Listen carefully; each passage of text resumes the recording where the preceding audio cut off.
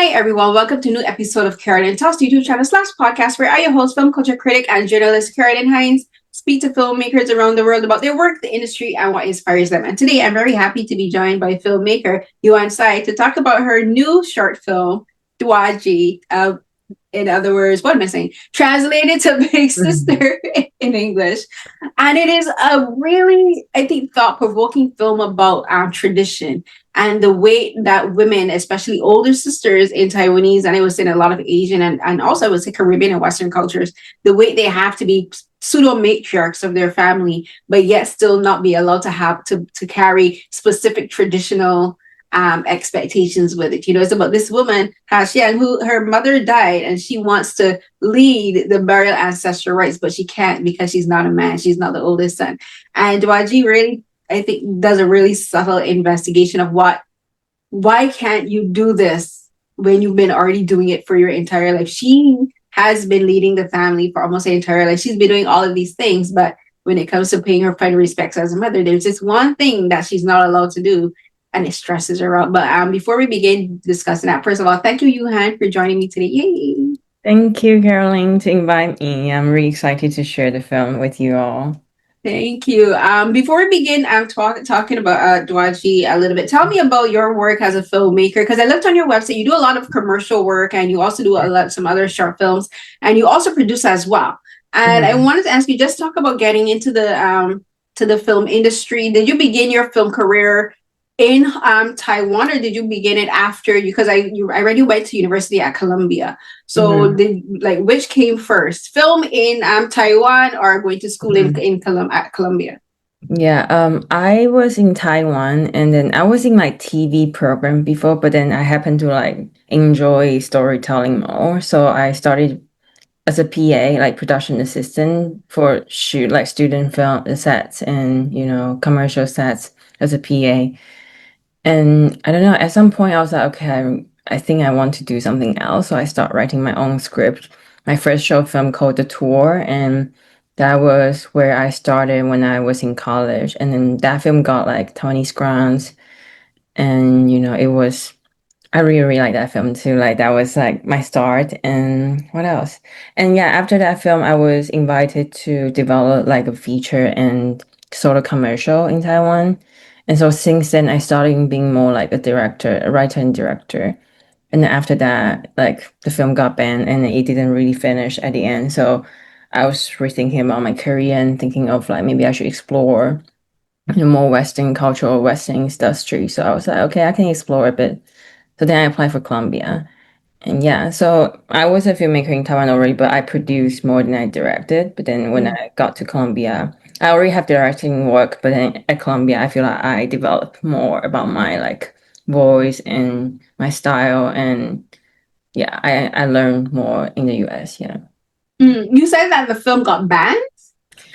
Yeah, sort of banned because like, it's like commercial and it's produced by a production company and it was shot in China and yeah, but I don't go deep in that, but then the film didn't come out. Yeah. Yeah, no, I understand, because China has very strict censorship rules and laws. Like they are like, I watch like Chinese dramas and stuff, and like it can take years for a drama to get aired after production, because they like go through every single frame, record it, and do all of this research before they say, okay, now you can broadcast, and it can take like 3-4 years, and people have no idea about that. But a drama is not a film, or a drama is not simply filmed and released. Like there's a whole, so I totally understand. Yeah, so like I was like, because I always want to make commercials and features myself, and then I can do that in Taiwan, but then I also was trying to figure out where is the market and like what's the industry around the world look like and where I can maybe relate and then do more. Yeah. And did you ever consider maybe Hong Kong, or is it this? It's the same. It's technically almost the same in Hong Kong, right? Because you got to deal with the CC. I don't know. Taiwan can do anything. Like if I'm in Taiwan, it's okay. But I was also curious about the world, and I don't know about Hong Kong right now because I don't know. I feel like they probably I don't know. I didn't explore Hong Kong enough, but then I feel like they probably also is more strict than before now, which I haven't really like dig into yet. But then I guess it's also not as free. Yeah. Yeah. So when you got to Colombia and you said you started to really develop like your sense of style and like the kind of films you wanted to make, and I'm looking at your website and there's a film like called The Dancing Teacher, right? And this is about this ballet teacher, and like she's discovered by one of her students that she's stealing stuff. And I think your film seemed to really look into complicated female figures. You know, like they're sympathetic, but they're also super complicated because we as women are very complicated, right? And there's all of these nuances and all these things that we have to struggle with. And I wanted to ask you about just like, how did you personally develop your idea of what you wanted to be as a filmmaker? You know, like you knew you were in Taiwan and you were a PA and you're like, okay, I want to do filmmaking, and you had all of these roadblocks and these stumbling blocks in Taiwan. And then you decided, okay, I'll go to New York. I'll study there. How did like that transition of moving from Taiwan to New York help you? Because immigrating is not easy. Immigrating can take a lot out of us mentally, emotionally, and even physically. And you have to deal with that, but also learning like the schools, the university system in New York. You know, you're learning an entire new culture and all these things. How did that kind of like help you actually to really say, you know what, this experience has really changed how I want to approach filmmaking? Yeah, thank you for asking this though. I think this is a really nice question from you.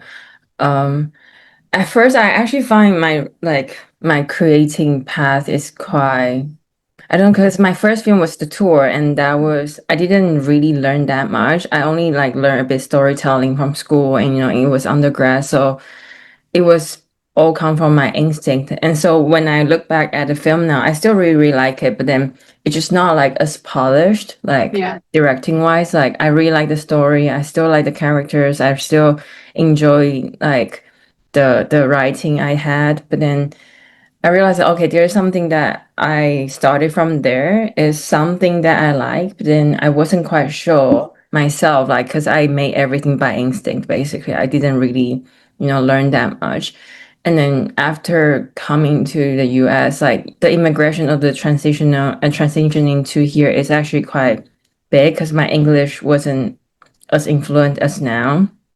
And, making friends, everything feel like restarted. But I also believe that the experience, because I've been here for like almost 5-6 years now, I think the experience actually made me grown as another person, or not another person, is that I explore another self, and that also helped my writing or help my perspective when I go back to Taiwan, I can see things with another angle. Is I still have the same angle, but then I also see things with a different angle that I can explore my story more, or I have more perspective on different things. So I think that was quite helpful. And the struggle was real, but then I also grew a lot from there.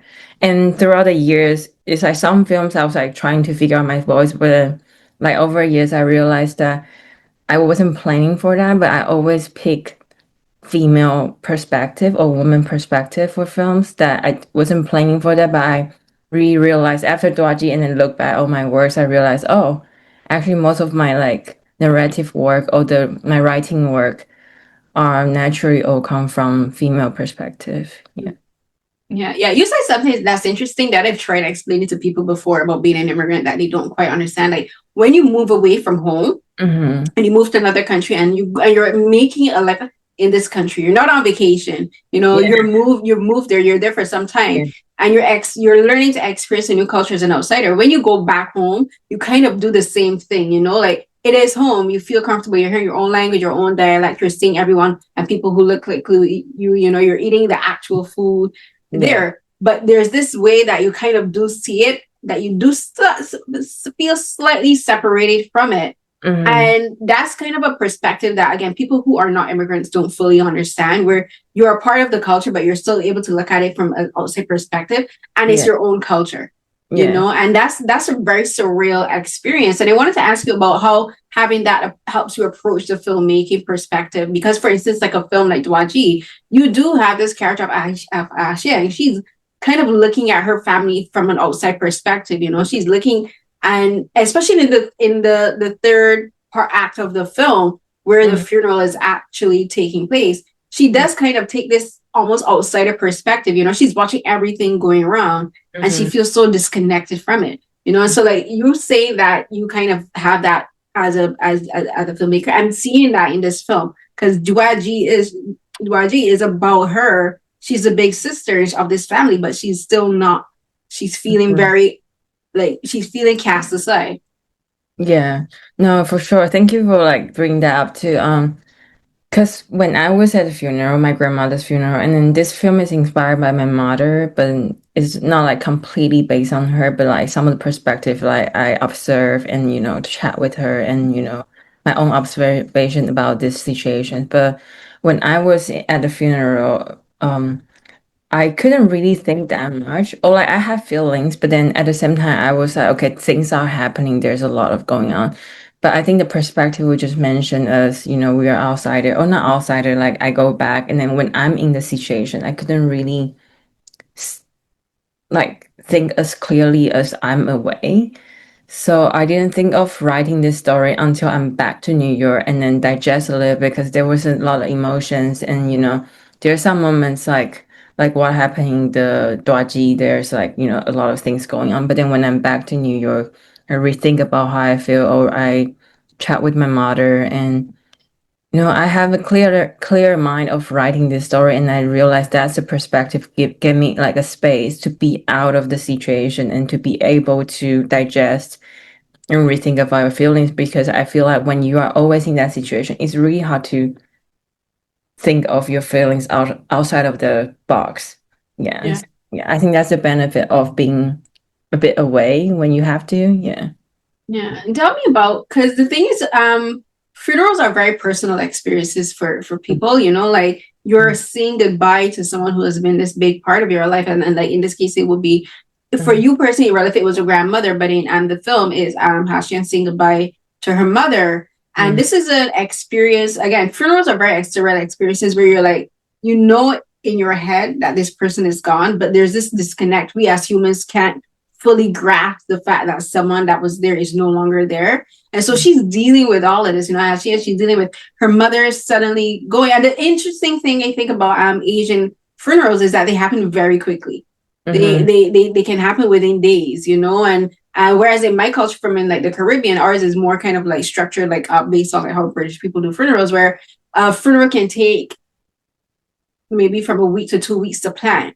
And and a lot of that has to do with like if there are people that live overseas, you give them time to make their plans and plan their trip so that they can come down, and like there's like the embalming process. There's all of these logistics that you have to do with getting permits for the burials, finding a burial plot, dealing with the hospitals, the police, the government, all these things. Whereas for Asian cultures, like someone can die today and by like tomorrow, the day after, you're already planning, you already have this entire system set up. I wanted to ask you about that, about how you as a filmmaker are able to, because the film is moving very quickly and because the process of a funeral happens very quickly. But I wanted to ask you about structuring the story, figuring out where you wanted the story to start and where you wanted it to end, because the film starts after the mother has already died. It didn't start with like the mother's sick and the process of dying, like the death has already occurred. And it begins with the extended family coming and, performing like the ancestral rites and doing the thing where they get, at home, we would call it like prostrating or genuflecting, where you get on your knees and you're crawling and you're saying, they're saying, I'm here, mom, I'm here, we've arrived. And I wanted to ask you about the beginning of the film there. Like, how did you decide this is such an emotionally intense situation? Where do I want this story to start and why do I start it here? I think the writing evolved, but I really remember the thing I started with is the first draft. And when I just write like a very quick draft, the thing started from the bonfire scene, because I think that was the thing actually like stuck in my head. And the scene that's at the end, right? No, it's like almost like near to the end, before the funeral. So everyone is like around the fire, and then right. Mom's name. And that was kind of based on what I seen before. And then that was the first thing in my first draft. But then the things has evolved, and that was always a big question for me when I was writing. Is like, how and when should I start? Because the bonfire is kind of like a very intense or like intimate situation already, and I feel like something should happen before that.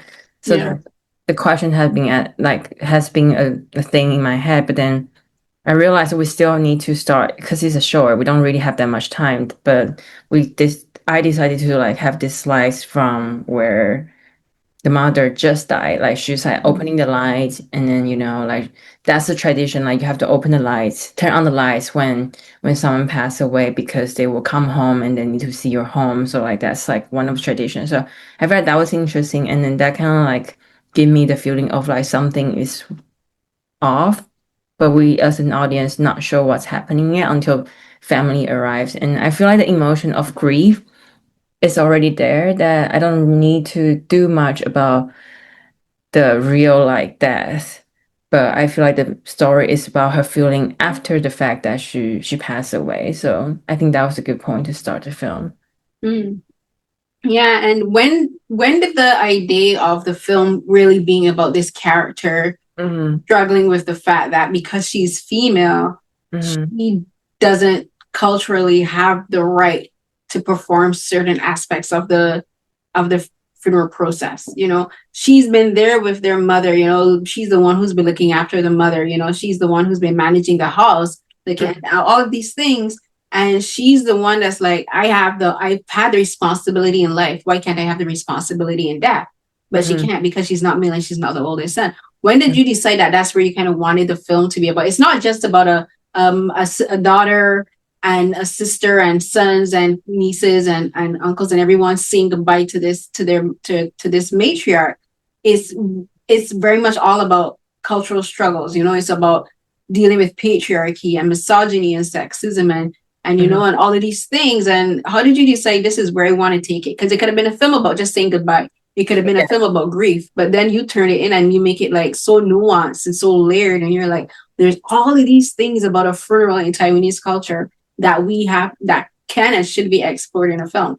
And the thing is, I thought it was interesting that I actually saw your film because when I was coming back from Taiwan last September, I saw the film The Last Dance, which is a Hong Kong film about a daughter who wants to inherit her father's position as like, a Taoist priest for a funeral. And she's kind of figuring out, I mean, it's 2025. Why is our culture not progressed enough for a woman to inherit this position? So watching your film and seeing like these are conversations still needed to be had, in 2026. And,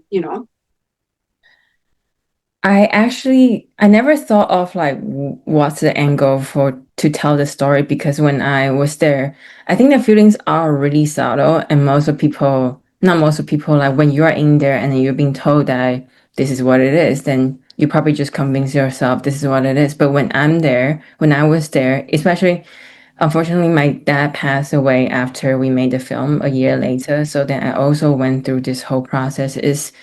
The whole thing is still really respectful, and everyone's taking this seriously, and I admire the culture. Everything looks so stunning for me. It's so so special for me, like the whole funeral process, or like the religious like ceremonies. But I always found this angle since when I was really, really young. Like I always felt the angle or felt the imbalance or the very quiet, you know, the very quiet feelings of things are surrounded the male figure. Like even the family member will greet who they're gonna greet with, and automatically people don't even ask. They will go to the male or go to the man in the house or the eldest person in the house. But then, yeah, I always see this angle. So it was never a question for me. What is the story about? Or like, should I just talk about grief? This story, when I started writing it, it's always about this very subtle and sophisticated feelings of this character. Yeah. And talk to me about casting KueiMei Yang to play Xiang. Like this, she is the central figure in this film, and this film is a lot of the nuances come through in her performance. Where she's feeling the grief, but she's also happy to see her family. But then they say things, and she's like, "Where are you dismissing everything that I see?" Like there's a scene with the brother there at the table, and she's like talking about the song that would play, and he's like, "Oh, I have another option." And the other siblings didn't even hear the option, but they were like, "Okay, let's go with what he says." And then she was like, "Why don't you just play the song and let's hear?" And then there's like the scene with the when they're packing the stuff away in the room, and like his wife comes in and they're already talking about selling the house, you know, and what to do with the house. And she's like, we haven't even processed the grief yet. And you're already talking about getting rid of our family home, you know. And so there's all of these things that she's dealing with. And she's like, why can't I just, and I got the sense that like in KueiMei's performance, like she's like, I just want to be sad. Just let me be sad. But I can't even be sad because I have to deal with all these other little things that happen, you know. And like that's one of the things that always fascinates me about funerals and what we as human beings do around death, because there's still the mundane things in life we have to handle. You know, there's still the regular bickering between siblings, you know, they're still dealing with a child, like, because he brings his son and like, you know, the child isn't fully grasping the gravity of what happens. So there's all of these different things that you put in. There's like the scene where they're folding like the lotus flowers, you know, and like they're full like hundreds of them. But that's a mundane action, but it's a mundane action that's entrenched in grief, you know, because it's about honoring. And I wanted to ask you about like casting KueiMei and like how you guys decided what you wanted Ha-Xiang to process throughout each of these different scenes, because she's feeling different things in each scene. Yeah, we were really lucky to have her in the film, like really lucky, because when I wrote the story, I realized that, okay, this is very demanding for actors. Like you need them to have this very sophisticated emotion, and then you also need them to cry a lot for specific moments. And then, you know, those shots or scenes aren't easy to shoot, so they have to be there for us, especially the last scene. Sorry, what was the question at the end? Just about working with KueiMei and deciding how you wanted her, how her emotions would transition throughout the different scenes, because each scene requires a different emotional weight to it, you know, because there's the grief underlying all of it, but each scene requires something different. One scene she's fed up, one scene she's frustrated, one scene she's angry, one scene she's disappointed, but grief is still underlying all of that. I think she is a really, really professional actor. That was a very enjoyable, you know, process for me, because a lot of time it's not like, oh, try to get her do that performance. Instead, it was more like, okay, can we try to do this emotion, or like, why is that in your head, and then what's happening in your head, and then can we try this take for that kind of feelings. And then, you know, we're figuring out in the process too, like I wrote in a way that is already there, but then I feel when I like discuss things with her, and when she asks me questions, or when I throw things to her, like, oh, why don't we try this kind of like angles, or like the way you think, she will always deliver different, very subtle changes in her performance. So I don't know, I feel like she was just really professional. So then it actually helped us a lot, because when we are in editing, we are able to, you know, balance the performances, because we ended up deciding that we want to hold her emotion until the end. It was already there, but then it wasn't as obvious, or not as obvious, as polished as the one we have now.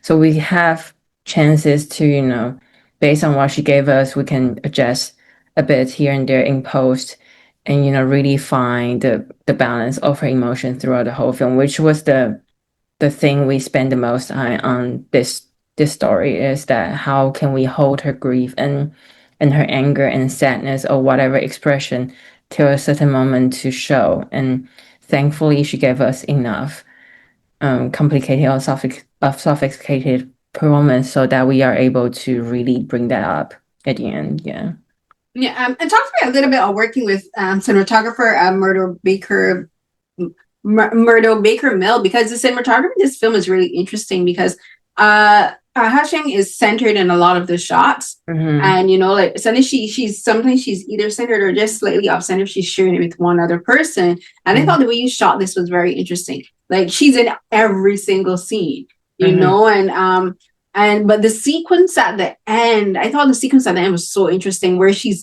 almost having this disassociative episode. Is like she's disassociating from the funeral and everything happening. And the way that is shot is very interesting, because she's the focal point, and it's almost like everything in the background begins to fade out eventually. And it's like, I was like, is she disassociating? You know, is she stepping back from the family? Is she saying, you know what, I can't deal with this? Like, because the way how you ended is so interesting. It's a very ambiguous and open ending, but it's an open ending where the funeral has happened. That's closure in one aspect, you know. but it's like you're opening up something else for her, where she's like, what place do I have in my family? What place do I have in society as a woman? And I thought it was a really interesting place to end the film, and a lot of it has to do with the cinematography. How is this? So talk to me a bit about that technical aspect of it. Yeah. So for the scene, I really like. There's a shot in my head for a long time too. It's the one she's behind the coffin and everyone, go to touch the coffin and the rest. Like that was a moment I also was like very the moment is actually stuck in my head. And then I also talked to Myrtle a lot about the shot listing. We also even went to a location and stuff to like capture different angles. But then because he's a director and editor and cinematographer too, so he really understands storytelling. That's what we've been working on around the shots, like what kind of thing we can tell the story, and what's the most like authentic way, or like what kind of shots can really convey the feeling, or like as you say, the disassociation kind of feelings from her in those sequences.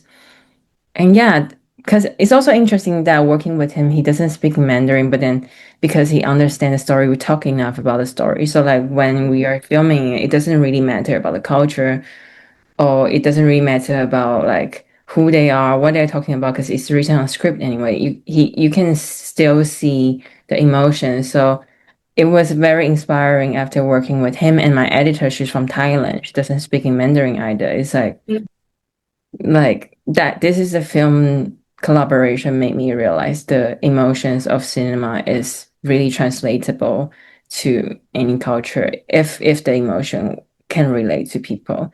Yeah. So yeah, and I think it's lovely that you have a multicultural creative team behind the lens, and the editing, the cinematography, the composers, the producers. Talk to me about just like creating your own creative team to help you bring this vision to life. Like what was that process like for you? And finding who you wanted to be on this film, especially as you said, because the film is in Mandarin and in Taiwanese. But like I just said, like film is a universal language. It is, like you don't have to necessarily understand the language to understand what you're watching. The dialogue gives you all of the extra nuances, but what you're seeing and what you're hearing with regards to like composition, that is part of what informs us, because it's a visual language. But talk to me about getting such a multicultural team to help you bring this vision and this story to life. So because my team, the key creative team, a lot of them is not from Taiwan, especially like Myrtle, he's from UK. And I met him through school. Like we were at Columbia together for, the whole program, and we work on each other. I was his DP for some of his work and editor, and then, co-write here and there. And he was also my DP or like, co-editor for some of my projects. So we have this like, we understand each other's work. So when I decided to make this film, he was actually the top option for me. Is like if he could be able to come to Taiwan with me, it would be great for me, because it's not about the culture, it's more about he understands what my works are and what I'm looking for and what's the voice from my story. And I know this DP will really understand what we're trying to get, instead of trying to understand the language of the film. So that was quite an easy like decision. And Thomas, who is our composer, I work with him forever ago. Like he did all my music for all my film, and he's actually Belgian Taiwanese now. So he actually speaking Mandarin too. But then I really like working with him since like probably 8 or 10 years ago. We've been working on each other projects. So like working with him was also like not a decision. It's like I've been working with him and he understands my work too. And actually this is my first time working with her. She's from Thailand, and I remember the first time I reached out to her was with my pitch deck and my script. And then when I talked to her, she only read the script. She doesn't see the footage. She just say, "Oh, I just want to read the script and pitch deck and see what's your vision first, and before I really jump into what you have." And we had a great conversation, and I really truly feel like because my script is in English when I send to Myrtle or and we just talk based on in English what it's about. And I really feel like she can relate to the situation a lot, and without like all the like visual things, she really know the core of the story and then what she care about the most and then what she would be able to trying to like shape the film just based on the script. And luckily that the footage worked out and the collaboration was really smooth. So yeah, I think that was how I really like find everyone internationally. Yeah. How did you get the funding for a film like this, especially because it's being made in Taiwan? Yeah. So first, I got the Columbia grant, which is like a part of the fund, and then luckily I got like a job. So like I put all my pay. I was still at school, so like for me when I got a job back then, it feels like okay, this is my film's fund. Like it's not like work. It's for myself, and that was part of it. And then I also started crowdfunding because the film is actually needs like a bigger set and bigger like production design or whatsoever. So we did that, but then the most important stuff we did was looking out for resources. For example, like I sent to the lottery club from the South Taiwan, and I also like got some donation from them, just like be present and then talk to them in person. And we also got supported by the local funeral house from my hometown, like from my town, that they sponsor a lot of the whole like funeral tent things or anything related to the funeral. They sponsor us for free, most of them for free. So it was quite helpful. And then also the production house is called Aro Production House. I know him through when I was back in Taiwan already. They also like gave us a very, very nice prize for helping us to make the film work. So like eventually the cash wasn't enough, but we got a lot of help, and the crew and the cast, like some of them were our old friends, some of them are like, oh yeah, we want to be a part of the project and we can talk about this. So a lot of them is from the help instead of the cash itself. Yeah. And so for my last question for you is like, how has this film helped you perhaps see Taiwanese culture? Like is because you're dealing with a very particular aspect of Taiwanese culture, and but like how has the process of making the film and looking back in hindsight now that it's finished and perhaps maybe even talking to your mother about the funeral for your own grandmother, like how has this film really maybe perhaps changed how you see your own culture and your own heritage and like just Taiwan in general? Yeah, so because this culture I capture in this film is a very specific culture in Taiwan. It's not like the whole Taiwan is like that. It's because I'm from like a town and then there's more traditional family structure or like the traditional culture is still quite there. But it's not like everywhere in Taiwan is like that. Before at the beginning we talked about going back home and like having that kind of outside perspective seeing back home. But how has this film, the process of making the film and looking back in hindsight, maybe helped you change, like look at that particular aspect of your own culture, maybe perhaps differently than the way you did before? Oh, I mean, after making the film? Yeah. I don't necessarily feel like it makes me feel different. It makes me feel like something has, like I broke something out from my heart, and like I can see the situation in a way that I feel like from a bit more, how can I describe that feeling? I feel like I was even more into the culture or more like inside the culture after they made the film even because throughout the process I have to talk to the people and I have to talk to the funeral home and I actually have to like be in the situation as an insider instead of just participating in the funeral. I had to go through all the details about what's the culture, why is it, and why we had to like put this stuff and those stuff, and then talk to people who participated in the funeral before and then really like get to talk to them and understand their perspective for writing. So after making this film, I feel like myself even is involved in this like tradition even more because I have to gone through all the process of making and we really see the things from very different perspectives instead of just a family member at the funeral. Is more like during the way of making, I really, really understand how to run the funeral now, or like, and talk to the aunts or like everything. Yeah, I feel more even involved and connected to this part of culture. Yeah.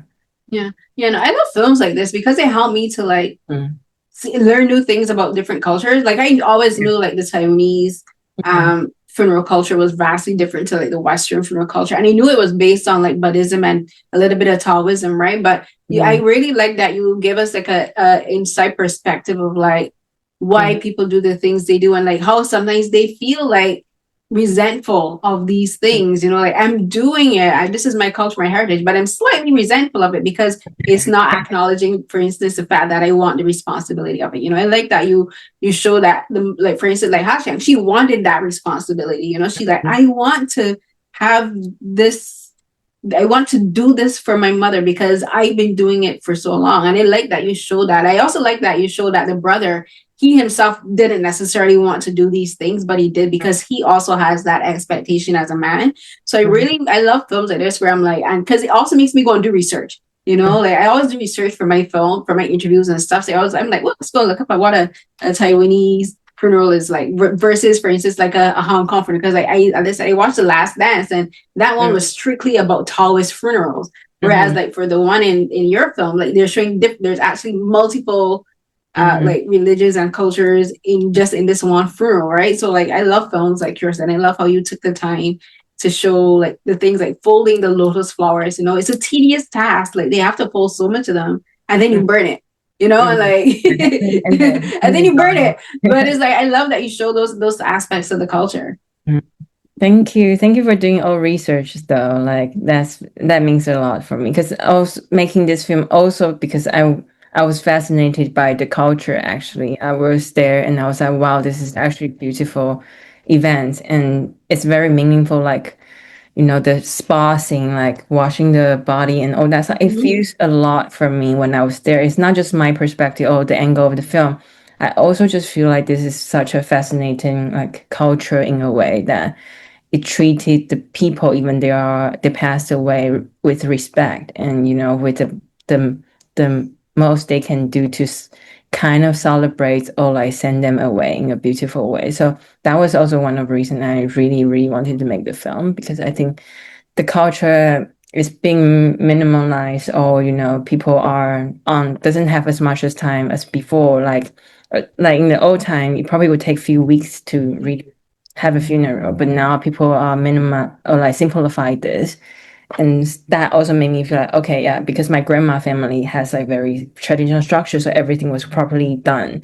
And I sing it and I was like, okay, this is the thing I really want to capture too, to show people how beautiful this could be. Yeah. Yeah. Oh, and something else that was really interesting, I thought was really interesting. A lot of the people for the funeral directors are young. I wasn't expecting that because again, in my culture, like most of them are people in their 40s and older, but like they're young people in like their 20s. Yeah. Like these part of funeral and the funeral rites and like taking the body out, and I was like, there's a lot of young people involved in that. And I was like very surprised by that but it shows that in like Taiwan, at least the young people are still very much involved in like keeping certain traditions alive, you know, and they're not afraid of death, and they're not afraid of taking part in this aspect of their culture. Whereas in Western cultures, those kind of things are left up to older people, you know, like young people aren't really interested in like taking part in those aspects of like the human experience, which is like, again, death. Yeah, they are really young, because like when I reach out to them, and the owner is like in his late 30s, and then his employees are like in their 20s. So when I see them, like, wow, this is quite a young career. Like it's quite a young business. Like people, but actually it's quite a demanding job too, because you have to on-call.